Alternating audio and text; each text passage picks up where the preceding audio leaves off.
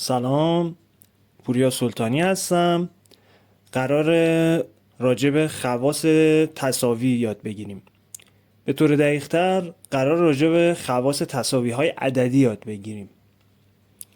فرض کنید بهمون یه تساوی دادن.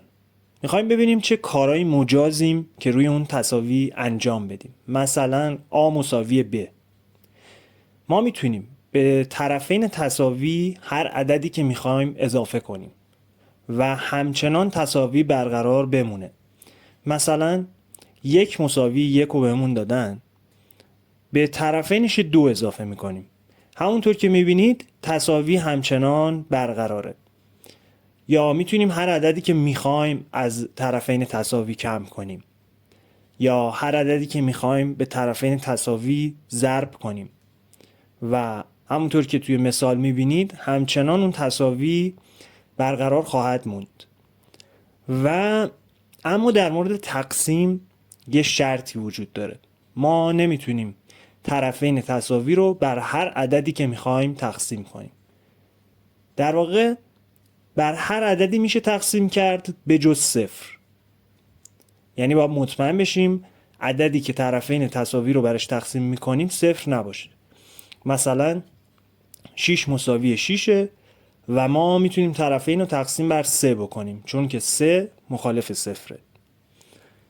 و میتونیم طرفین تساوی رو به توان هر عددی که میخوایم برسونیم، به هر توانی برسونیم. اما در مورد عمل ریشه‌گیری اینطور نیست. ما اگه بخوایم ریشه با فرجه فرد بگیریم، مهم نیست طرفین تساوی چی باشن، هر عددی باشن ما میتونیم عمل ریشه‌گیری با فرجه فرد رو روی هر عددی انجام بدیم. ولی عمل ریشه‌گیری با فرجه زوج رو فقط میتونیم روی اعداد مثبت انجام بدیم.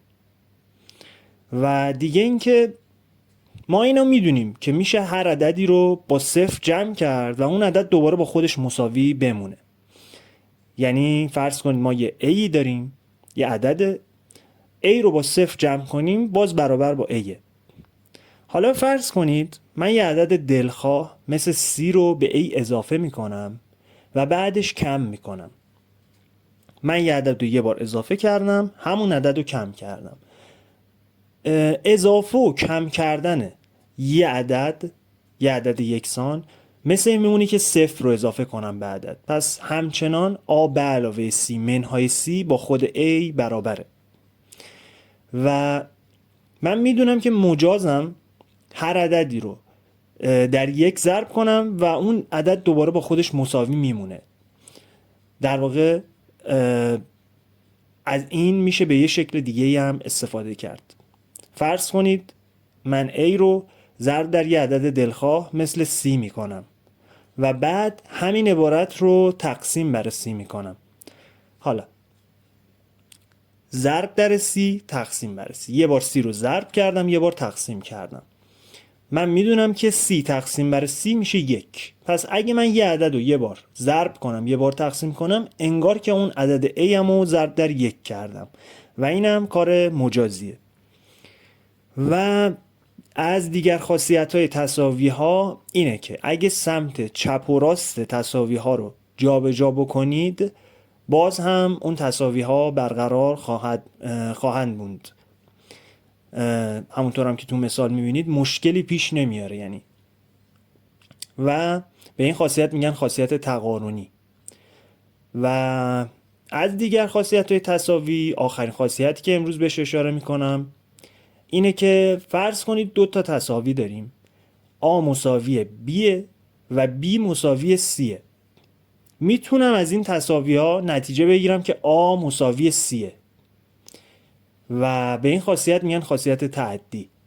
و مثلا توی مثال اگه نگاه کنید کاربردش اینجایی که مثلا 5x به علاوه 2 مساوی 3y. این یه معادله 2 مجهولیه و از یه طرف 3y مساوی 7. این معادله یه مجهولیه و میشه حلش کرد.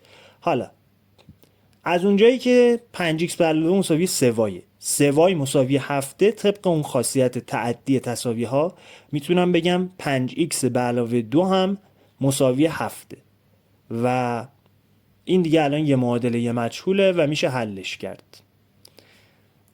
و این هم پایان ویدیو و اینجا ایمیل و آیدی کانال تلگرامی و آیدی یوتیوب هم گذاشتم. دوست داشتید میتونید ارتباط بگیرید با هم و سوالاتتون رو بپرسید، یا اگه مبحثی از ریاضی هست که دوست دارید راجبش حرف بزنیم واسش ویدیو بسازیم. خیلی ممنون. خدا نگهدار.